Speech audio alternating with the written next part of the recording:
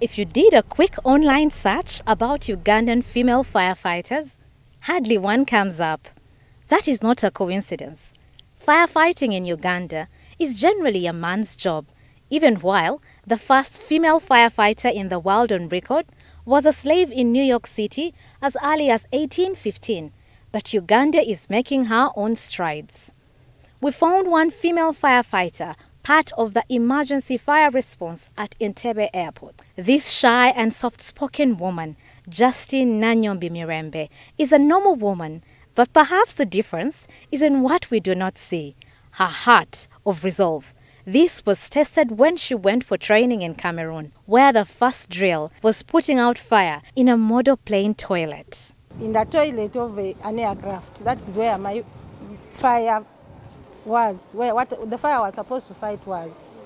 So I reached there and the fire just came right into my face.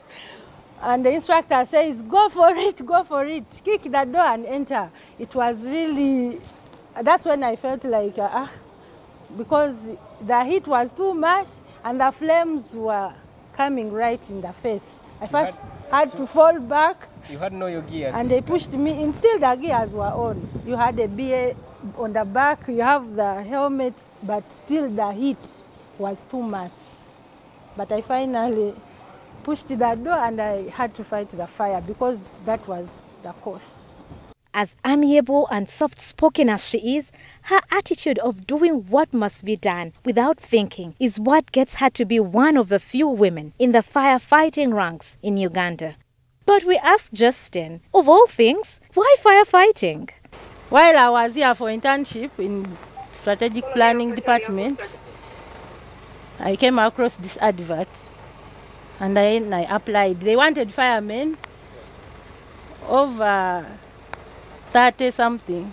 So I got that chance, I applied. We did the interviews, one of its kind. We did a physical interview that was running. Yeah, we did. Yeah, I was able to run actually as number 2.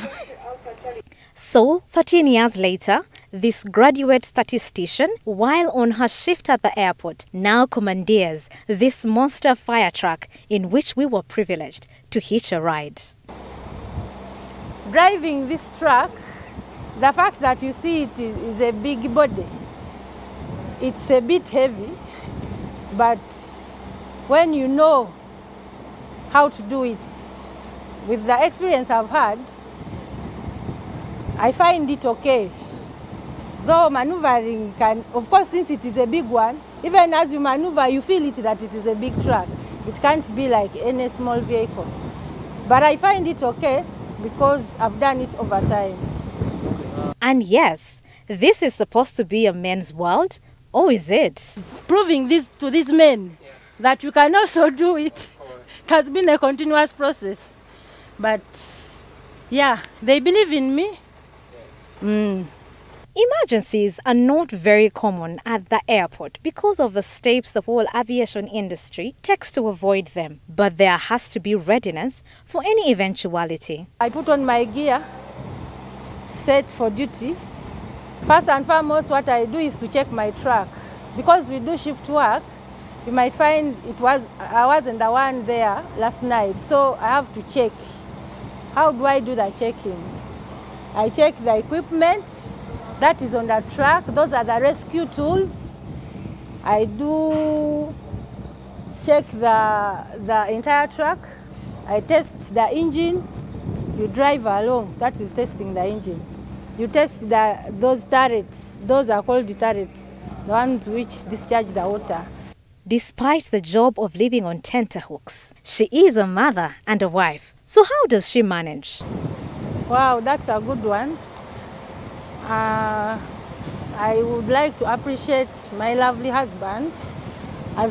He has been part in this. It's cooperative. In that way I'm not, he jumps in to cover the gap. That's how I've managed it. We couldn't get more out of Justine on her family, but she evidently has a supportive husband, seen in the way she conveys her appreciation. To the ladies, Justine says, stop being cowards. Fire job is like any other job. It doesn't mean that when you join fire you will die.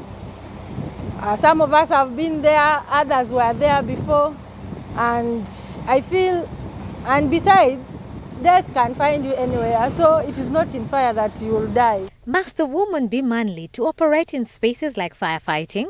Justine Mirembe's story says otherwise. It seems that what really matters is what the woman is inside, daring to take up opportunities and getting the job done. For places like Uganda Civil Aviation Authority, having policies that allow women to dare try is by all means empowering for them.